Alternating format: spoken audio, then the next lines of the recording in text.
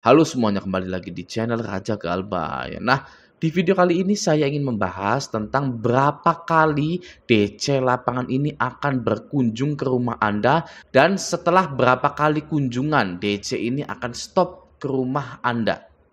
Ya, banyak sekali yang menanyakan hal tersebut. Nah, kalau menurut saya, orang yang bertanya, berapa kali sih DC itu datang ke rumah kita? Nah, orang yang melontarkan pertanyaan tersebut, sebenarnya alam bawah sadarnya itu sudah siap untuk menemui DC tersebut. Ya, berapa kali sih DC ini akan datang ke kita? Dia itu sebenarnya berani, cuman dia itu nggak tahu kalau dia itu berani. Maka dari itu dia itu menanyakan berapa kali. Kalau orang yang takut sama DC lapangan, dia tidak akan bertanya seperti itu. Ya, dia itu langsung bayar. Mau nggak mau dia itu bayar. Mau gali lubang tutup lubang, mau gade sertifikat tanah, mau gade BPKB, pokoknya bayar. Ya, tidak ada terlintas pikiran berapa kali sih saya itu harus menghadapi DC tersebut gitu ya. Kalau orang sudah bertanya berapa kali sih saya itu harus menghadapi DC pinjol, itu sebenarnya sudah siap ya. Karena dia itu sebenarnya sudah ancang-ancang mau melakukan ini itu, menyiapkan skenario ini itu gitu. Nah, sekarang mari kita lihat pengalaman para teman-teman di grup Facebook Raja Galbay yang sudah didatangi oleh DC lapangan. Nah, di sini ada yang posting seperti ini. Telat sebulan Kredivo, disamperin, hahaha. Wak wak wak. Berapa kalikah Kredivo datengin? Berapa kalikah Kredivo datang gitu ya? Nah, di sini kita lihat jawabannya semua ya. Set. Di sini ada yang bilang 30 kali DC datang ke rumah. Gak usah takut sama DC datang ke rumah. Jangan janji pembayaran ke DC. Semangat Galbay. Siap bang, ada duit kita bayar. Gak ada duit mending buat keluarga dulu. Fokus keluarga. Wah, ini berarti masih pemula. Ya, kalau sudah pro, ya mau ada DC-nya, mau ada uangnya, Galbay. Ya gitu, seperti ini ya. Ini 30 kali DC ini datang ke rumah gitu ya. Nggak usah takut sama DC datang ke rumah. Jangan janjiin pembayaran ke DC ya. Dia 30 kali tidak menjanjikan pembayaran ke DC ya. Waduh, ya, luar biasa ya, semangat Galbay gitu kan. Oke, selanjutnya kagak sampai 30 kali, 3 kali doang. Nah, beda-beda ya kan. Nah, di sini ada lagi, gue 9 kali diapelin bang, 7 bulanan awal di 2 bulan pertama, sisanya jadi betah nyamperin. Udah 2 bulan ini nggak nongol-nongol, kemarin cuma WA doang, tapi gue hapus WA-nya, males WA sama DC, nggak tahu datang lagi apa enggak. Lalu saya sudah lama nggak didatangin, berarti pernah didatangin, oke? Lalu ada lagi 2-3 bulan rajin sampai bawa pasukan, habis gitu via WA aja, itu pun jarang. Lalu tergantung lokasi sih, aku udah 5 kali ada barusan didatengin lagi, biasa akhir tahun mau tutup buku gitu ya. Oke, selanjutnya lah, gue kurang lebih 10 juta udah 2 bulan lebih nggak didatangin ya. Lalu aku juga baru didatengin FC-nya Divo, nganter surat tapi nggak ketemu, saya diselipin di pagar. Lanjut, saya pun ngalamin DC Divo seminggu datang 2 kali, rajin bener ya. Lalu barusan didatengin pakai minta foto gue, katanya buat laporan ke atasan. Gue nggak kasih kan, ada datanya, kenapa harus foto?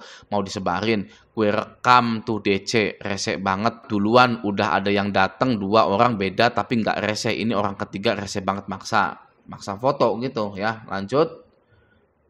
Gue yang 8 bulan nggak pernah disamperin Kredivo, hutang cuma 3,4 juta saja. Sampai bosen, sebosennya.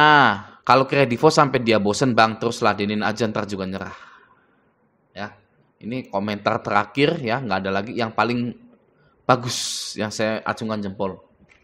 Oke, nah jadi pertanyaan, berapa kali sih DC lapangan itu akan datang, itu seperti Anda ke masa depan. Ya, manusia itu ditakdirkan sampai sekarang belum ada yang bisa ke masa depan.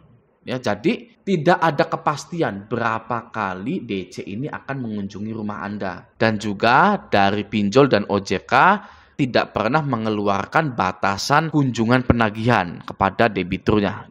Jadi OJK tidak pernah mengeluarkan aturan harus berapa kali ya batasnya untuk menagih ke rumah gitu, belum ada ya.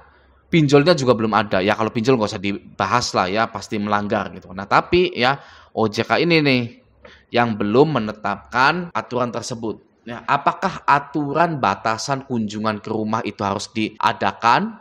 Kalau menurut saya sih ya boleh-boleh saja gitu ya diterapkan batasan kunjungan ke nasabah tersebut agar nanti setelah misalkan dikunjungi 5 kali dalam 1 bulan atau dalam 2 bulan ya sudah, kalau nggak ada gitu kan tinggal nanti hutang nasabah ini dicairkan melalui asuransi sehingga bisa auto lunas.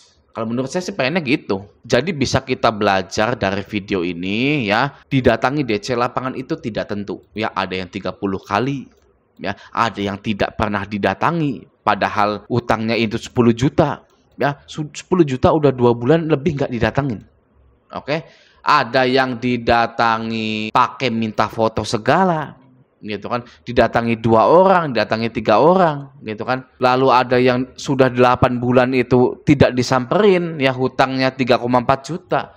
Ada yang bilang sampai bosen, ada yang bilang sebosennya, gitu. Ada yang bilang lagi kredivo sampai bosen, gitu kan. Jadi beda-beda. Gitu. Yang harus kita lakukan adalah kita memutuskan tindakan kita. Ya, kita putuskan nih tindakan apa yang akan saya ambil jika nanti ada DC lapangan. Ya, kalau saya lebih memutuskan untuk tidak menemui DC lapangan tersebut. Oke, sampai DC itu bosan, tidak bisa ketemu saya. Oke, kalau dia itu sampai ketemu dengan saya, maka dia atau DC lapangan ini menganggap saya ini masih bisa diusahakan gitu, masih bisa ketemu, masih bisa ngobrol, masih bisa dinasehati gitu ya. Nah, tapi kalau tidak pernah ketemu, sudah 3 kali, 4 kali, 5 kali, DC ini nggak mungkin ke rumah lagi. Saya jamin itu, ya. Saya berpengalaman, bahkan di leasing, ya. DC lapangan kalau nggak pernah ketemu dengan yang bersangkutan, dia itu akan nyerah. Ya itu pengalaman saya. Itu pengalaman saya, pengalaman teman-teman saya juga. Gitu. Oke, jadi Anda lebih baik putuskan dari sekarang. Anda mau menghadapi DC tersebut sampai bosan atau Anda tidak menemui DC lapangan tersebut sampai bosan juga DC-nya. Nah, saya ada beberapa solusi bagi Anda yang baru saja galbay. Untuk pemula, ya, uninstall WhatsApp Anda, ya, lalu install lagi, ya. Jadi harus di-uninstall dulu. Oke, jangan ganti nomor dulu. Oke, jangan log out di WhatsApp yang ada di HP Anda, tapi di-uninstall dulu, lalu install lagi. Nah, habis itu ganti nomor WhatsApp Anda. Setelah itu ganti nomor handphone untuk menghindari penagihan telepon, SMS dan lain-lain gitu. Oke. Nah, ini dia ya. Selanjutnya adalah hapus akun sosmed pribadi gitu untuk menghindari pencurian foto ya, penyebaran data di sosial media. Oke, hapus saja akun sosmed Anda. Lanjut, jangan menemui DC lapangan. Oke, lanjut lagi ganti email Anda. Nah, ini ya, jangan menemui DC lapangan. Tapi jika Anda itu ke-gap, ya nggak sengaja bertemu gitu ya, jika bertemu jangan menjanjikan pembayaran. Silakan Anda ladeni, iya gitu Mas ya, mohon maaf saya belum ada uang sama sekali, saya belum bekerja, saya belum ini itu. Silakan siapkan skenario Anda gitu. Oke, yang penting jangan menjanjikan pembayaran gitu, karena memberikan harapan kepada DC tersebut gitu. Oke, lanjut ya. Nah, untuk pemula juga ini ya, jika Kondar merasa risih ditagih gitu ya, Anda silakan boleh jujur dan menyarankan Kondar untuk bilang tidak pernah kenal dengan Anda gitu ya, karena kalau bilang kenal ya akan terus-terusan ditagih. Tapi kalau bilang saya nggak kenal sama sekali ya, pinjol nggak ada yang ngubungin saya, mencantumkan nomor saya, kurang ajar pinjol ini, tinggal ngomong gitu aja Kondarnya gitu ya, nanti akan berhenti ya pinjol itu gitu. Oke, nah lanjut, kantor atau HRD risih gitu ya, silakan boleh jujur juga dan menyarankan kantor untuk bilang tidak pernah kenal dengan Anda gitu ya, sama seperti tadi gitu ya, untuk alasan kebaikan gitu. Jangan takut ya, belum tentu Anda itu galbay lalu langsung dipecat, belum tentu ya, tenang saja gitu ya. Anda kalau dipecat itu harus diberikan pesangon ya, perusahaan itu harus memberikan pesangon kepada Anda gitu. Oke, lanjut. Nah, untuk pro-nya ya itu turu, silahkan ya, nggak usah ini dengerin ini apa ini uninstall WhatsApp apa itu, nggak berlaku. Ini hanya untuk pemula saja ya. Kalau yang pro-nya silahkan turu, oke, tapi jangan kebanyakan turu ya, silahkan cari uang. Oke, lanjut. Nah, apakah boleh? Pertanyaannya, boleh nggak Bang ya kita itu tidak meladeni sama sekali gitu ya, penagihan-penagihan WA, teror-teror dari pinjol-pinjol tersebut ya. Gimana? Apakah boleh? Apakah tidak melanggar hukum? Nah, seperti ini ya. Apakah boleh? Jadi jawabannya adalah boleh. Ya, karena tidak ada hukumnya atau tidak ada pasalnya Anda dilarang menghentikan teror penagihan dari DC pinjol. Atau lebih mudahnya, tidak ada pasal yang berbunyi nasabah dilarang menghentikan teror penagihan. Ya, nasabah harus menerima teror penagihan pinjol. Ya, tidak ada pasal seperti itu, tidak ada hukumnya. Ya, nasabah itu harus menerima teror dari DC pinjol itu tidak ada sama sekali. Ya, nah karena tidak ada, jadi boleh gitu ya. Dan sudah banyak yang melakukannya. Semoga di akhir tahun ini kita mendapatkan rezeki yang besar dari manapun, depan, belakang, kiri, kanan ya, untuk keluarga kita, untuk kita jalan-jalan pada akhir tahun gitu ya. Nggak apa-apa, doa itu baik ya.